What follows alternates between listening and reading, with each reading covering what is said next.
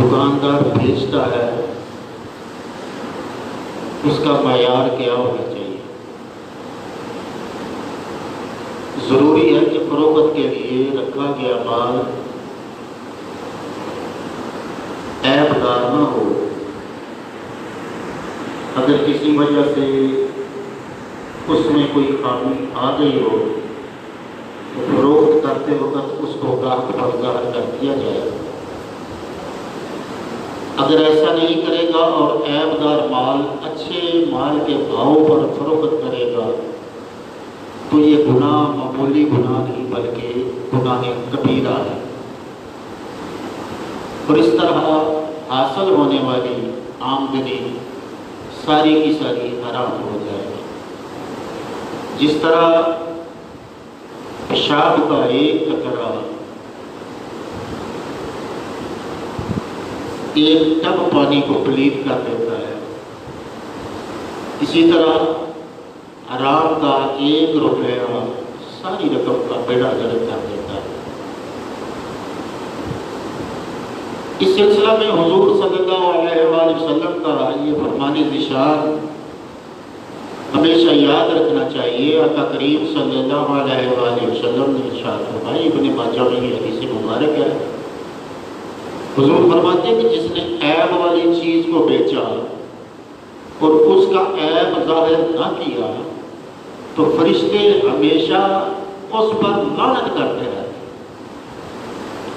اب دیکھیے کہ جس بندے کی اس عیب کی وجہ سے اس پر لعنتیں ہو رہی ہیں اور اللہ کے معصوم فرشتوں کو اللہ تعالیٰ نے اس لعنت پر معمور کیا ہو کہ تم اس بندے پر لعنت بھیجو، بتائیے اس کے کاروبار میں کوئی برکت ہو سکتی ہے؟ وہ رحمت کا منہ دیکھ سکتا ہے؟ سوچنے والی بات ہے، لیکن کیا کریں؟ ہمارے دکاندار پھل اور سبزی اور دیگر اشیاء فروخت کرتے وقت عمدہ مال سامنے سجا کر ناقص پھل اور سبزی گاہک کی نگاہوں سے اوجھل رکھتے ہیں، اور جب گاہک ان سجے سجائے پھلوں کو، سبزیوں کو یا اس کے مال کو دیکھتے ہیں تو متاثر ہو کر خریداری کرتے ہیں، اور جب خریداری کرتے ہیں تو وہ دھوکے سے ان کو ناقص مال دیتا ہے، اور پھر بیچارہ غریب گھر جا کر جب اپنی خریداری کا جائزہ لیتا ہے تو نہ صرف وہ بلکہ اس کے لواحقین، اس کے گھر والے بھی پریشان ہو جاتے ہیں اور بددعائیں دیتے ہیں جو ڈائریکٹ اس کی جولی میں بھری جاتی ہیں کہ لے اپنا نامہ اعمال اور سیاہ کر دے۔ اللہ تعالیٰ ہم سب کو اپنی عاقبت کو بہتر کرنے کی توفیق عطا فرمائے۔ یہ دکاندار، یہ فنکار ایک روز تو ایسا کمال کر ہی دیتے ہیں، اللہ اکبر، لیکن کل قیامت والے دن ان کے غریباں ہوں گے اور متاثرین کے ہاتھ ہوں گے۔ حضرت جی وقار ہمارے پیارے نبی صلی اللہ علیہ وآلہ وسلم ایک روز بازار سے گزر رہے تھے۔ حضرت ابو ہریرہ رضی اللہ تعالیٰ کو کہتے ہیں کہ آقا کریم صلی اللہ علیہ وآلہ وسلم ایک دکان پر غلے کی ڈیری لگی ہوئی تھی اناج کی، اس کے پاس رک گئے۔ آپ نے اپنا ہاتھ اس اناج کے اندر داخل فرمایا۔ آقا کریم صلی اللہ علیہ وآلہ وسلم کو اپنی انگلیوں پر کوئی تری محسوس ہوئی۔ ہاتھ جب اناج کے اندر گیا تو نمی محسوس کی آپ کو پتہ چل گیا کہ اوپر والا مال خشک ہے اور نیچے والا وزنی ہے، گیلا ہے۔ آپ نے دکاندار سے اس حوالے سے پوچھا کہ اے غلے والے، یہ کیا ہے؟ وہ عرض کرنے لگا، یا رسول اللہ جو نچلا مال ہے اس پر بارش کا پانی پڑ گیا۔ تو حضور علیہ الصلوۃ والسلام نے ارشاد فرمایا کہ تو نے بھیگا ہوا غلہ اوپر کیوں نہیں رکھا؟ حالانکہ جب بارش پڑتی ہے تو اوپر والا غلہ جو ہوتا ہے وہ بھیگتا ہے، نیچے والا جب اس تک پانی جائے پھر وہ بھیگتا ہے۔ لیکن اس نے کیا کیا کہ جو غلہ اناج گیلا ہو چکا تھا اسے نیچے کر دیا اور خشک کو اوپر کر دیا۔ تو حضور علیہ السلام نے فرمایا کہ تو نے دھوکہ دیا ہے۔ اور یہاں سے ایک بات یہ بھی سامنے آتی ہے کہ سرور کائنات صلی اللہ علیہ وسلم بازار میں جا کر ایسی اشیاء کو چیک کیا کرتے۔ آج کا حکمران اگر اس کو ایمانداری سے دیکھے، بازار میں نکلے کہ لوگوں کو کیسی چیزیں مل رہی ہیں، تو اس برائی کا بڑی جلدی سے خاتمہ ہو سکتا ہے۔ ہم اپنے بچپن میں دیکھا کرتے تھے کہ دودھ لانے والے بستی میں جب دودھ لے کے آتے تو بستی کا سیکٹری یا جو بھی انسپیکٹر ہوتا تھا فوڈ کے حوالے سے وہ چیکنگ کے لیے کبھی کبھی نکلتا، اور جب وہ دودھ والے اسے دیکھتے تو دور سے ہی اپنا دودھ زمین پر اڈیل دیتے اور بھاگ جاتے۔ اچھا اندازہ کریں، یہ اس دور کی بات ہے جب صرف دودھ میں پانی ملایا جاتا ہے۔ آج لوگ بیچارے پریشان ہیں کہ یار پانی والا ہی دے دو لیکن دودھ تو دو، کیونکہ آج کل دودھ نہیں مل رہا۔ دودھ بنانے والے کیمیکلز جو ہے نا وہ اتنے مارکیٹ میں آگے ہیں کہ ان کیمیکلز کو ملا کر دودھ بنایا جاتا ہے، جس میں دودھ کی مقدار کیا ہوگی؟ تو اس سے تو بھلا وہ کہیں بہتر پانی والا دودھ۔ تو یہ ملاوٹ جو ہے نا یہ بھی ایک بہت بڑی برائی ہے، اور تجارت کے میدان میں ملاوٹ ایک بہت بڑی لعنت ہے۔ ملاوٹ سے مراد یہ ہے کہ کسی بیش قیمت جنس میں کوئی ادنا چیز شامل کر دی جائے، مثلا دودھ میں پانی ملا دی، مرچ میں پسی ہوئی اینٹ ملا دی، چائے کی پتی میں رگا ہوا لکڑی کا پراٹھا بنا دی۔ یہ عمل معاشرتی، اخلاقی اور مذہبی لحاظ سے قابل نفرت ہے۔ معاشرتی لحاظ سے اس لیے کہ اس سے لوگوں کی صحت پر برا اثر پڑتا ہے اور بیماریاں پھیلتی ہیں۔ اخلاقی لحاظ سے یہ عمل اس لیے برا ہے کہ اس سے آمدنی کے ناجائز ذرائع حاصل ہوتے ہیں اور حاصل ہونے والا رزق حرام ہو جاتا ہے۔ سید عالم صلی اللہ علیہ وسلم نے اس سے سختی سے منع فرمایا اور ایسا کرنے والے کے لیے سخت وعید آئی ہے، جس طرح کہ چند دن پہلے میں نے آپ کو یہ حدیث مبارکہ سنائی تھی۔ حضور علیہ الصلوۃ والسلام نے ارشاد فرمایا کہ جس نے ملاوٹ کی وہ ہم میں سے نہیں۔ آئیے خوبصورت واقعہ دور میں حضرت عمر فاروق رضی اللہ عنہ، اور آپ ایک گلی سے گزر رہے تھے، کیا حکمران تھے وہ کہ جو راتوں کو اٹھ کر لوگوں کا دھیان رکھا کرتے تھے، لوگوں کی خبر گیری کرتے تھے، کوئی مصیبت زدہ تو نہیں، کوئی پریشان تو نہیں، کہیں کوئی نظام میں فالٹ تو نہیں ہے، کوئی ضرورت مند اس وقت پریشان تو نہیں بیٹھا ہوا۔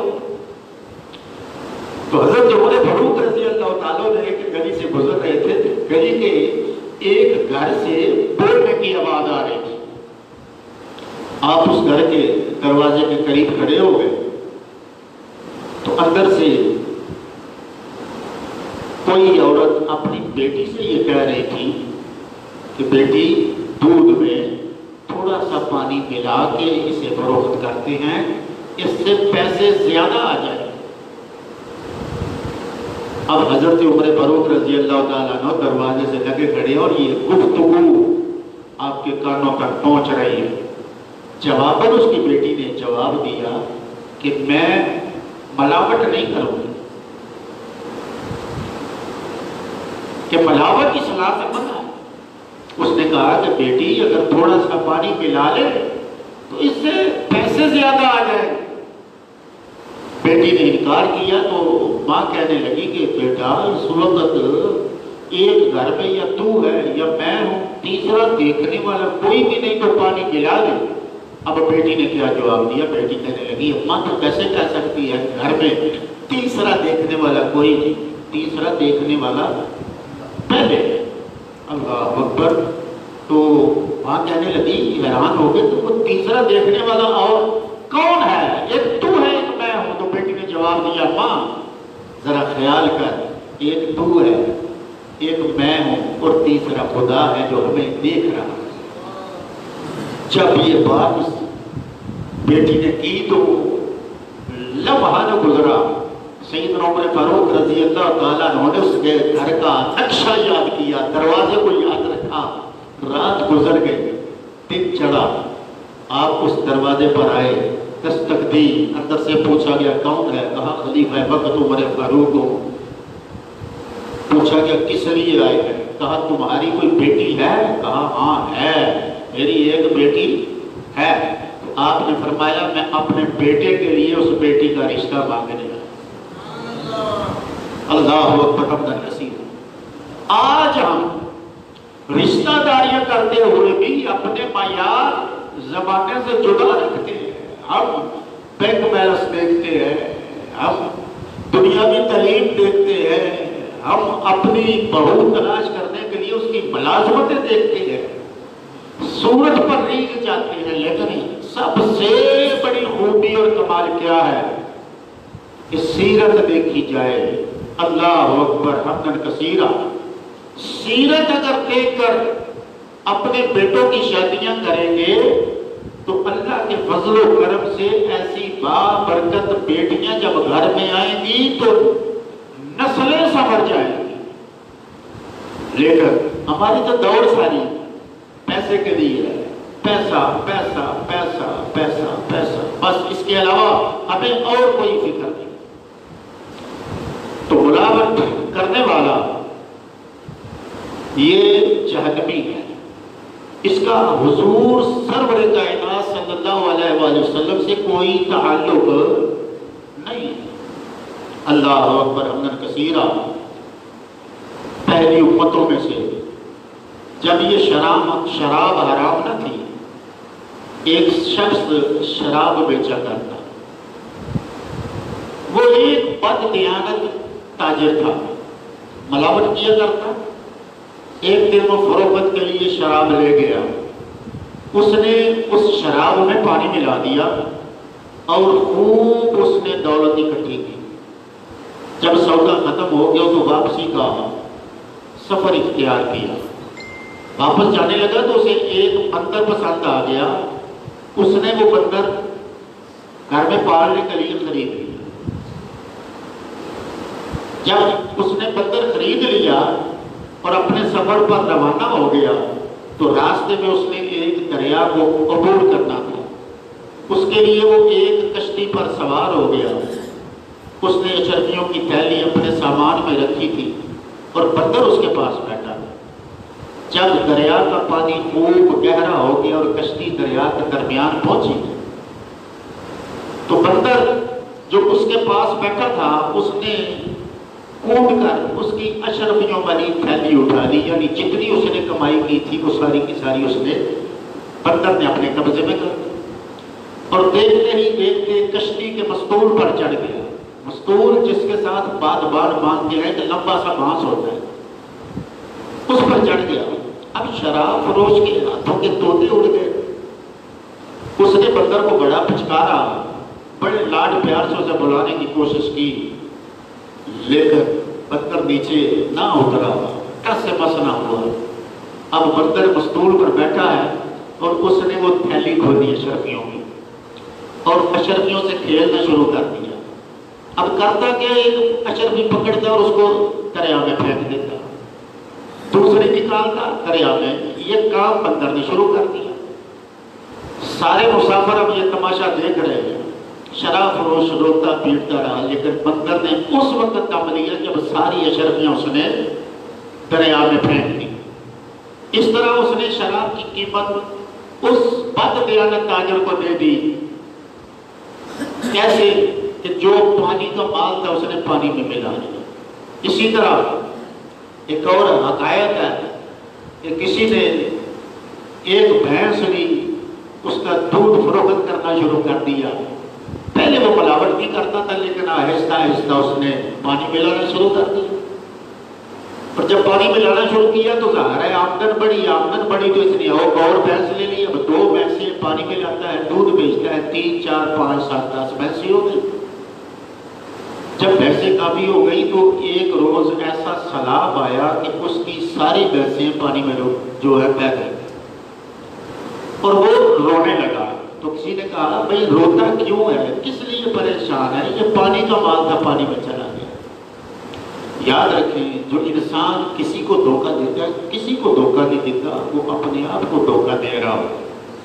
آپ اندازہ کر سکتے ہیں کہ آپ کوئی چیز ایسی لے کے آتے ہیں کہ جس کی آپ کی صحت کو ضرورت ہے، آپ بیمار ہیں، آپ کو بخار ہے، اور دوائی لینے جاتے ہیں تو دوائی آپ کو صحیح نہیں ملتی۔ اس سے بڑھ کر کوئی ظلم ہوگا؟ یار ایک آدمی پہلے بیماری سے مر رہا ہے اور اوپر تم یہ ظلم اس پہ کر رہے ہیں۔ صاحبان، آخری بات کرتا ہوں کہ میں نے عرصہ ہوا، کئی سال ہوئے، ایک واقعہ پڑھا تھا۔ ایک شخص تھا جس نے ایک کارخانہ لگایا جس میں وہ جعلی ٹیکے تیار کرتا تھا۔ نام کمپنی کا دیتا لیکن ٹیکے جعلی بناتا ہے۔ اس کا یہ کاروبار بڑا پھیلا کہ اصل ٹیکہ اگر 100 آتا ہے تو وہ 20-25 روپے کا دکاندار کو دے دیتا، دکاندار 100 روپے کا۔ لیکن ہوتا کیا کہ وہ ٹیکہ 1 نمبر میں تھا جعلی کا۔ وقت گزرتا رہا، چائے داتے بناتا رہا۔ ایک روز اس کا بیٹا کہیں سفر پر گیا ہوا تھا، وہاں جا کر بیمار پڑ گیا، تو وہاں اس نے ڈاکٹر سے رابطہ کیا کہ میں بیمار ہوں، مجھے دوائی دو۔ ڈاکٹر نے چیک اپ کیا اور اتفاق ایسا ہوا کہ ڈاکٹر نے وہی ٹیکہ اسے لگایا جو اس کا باپ بناتا تھا، اور وہ ٹیکہ بچے کو لڑ گیا اور بچہ مر گیا۔ اب اس کے لواحقین کو اطلاع دی گئی تو وہ سیٹھ صاحب آئے اور آ کر پوچھا کہ کیا مسئلہ کیا ہوا تھا، کون سا ڈاکٹر تھا؟ تو بتایا کہ فلاں ڈاکٹر صاحب ہے۔ تو وہ جھگڑنے لگا کہ تم نے میرے بچے کا علاج اچھا نہیں کیا۔ وہ کہنے لگا کہ میرے کو تمہارے بیٹے کے ساتھ کوئی دشمنی تھی، میں نے تو وہی علاج کیا ہے جو اس کا حق بنتا تھا۔ اس نے کہا کہ کیا کیا دیا ہے؟ اس نے جو نسخہ تھا وہ بتایا۔ اب اس نسخے میں اس کا اپنا بنا ہوا ٹیکہ بھی شامل تھا۔ جب اس نے یہ دیکھا، اس نے کہا کہ یہ ٹیکہ دکھاؤ، یہ لگا کے اس کا خالی بوتل جو ہے وہ تم نے کہاں پھینکا؟ وہ جب دکھایا گیا تو اس کی اپنی کمپنی کا بنا ہوا تھا۔ اب پچھتانے سے کیا ہو سکتا ہے؟ تو انسان جو دوسرے کو دھوکہ دے رہا ہوتا ہے، حقیقت میں وہ خود اپنی ذات کو دھوکہ دے رہا ہوتا ہے۔ اللہ تعالیٰ ہمیں اپنے معاملات کو درست کرنے کی توفیق عطا فرمائے اور ہمیشہ اپنی اصلاح کی کوشش کرتے رہنے کی توفیق عطا فرمائے اور اپنی مدد ہمارے شامل حال فرمائے۔ وما علینا الا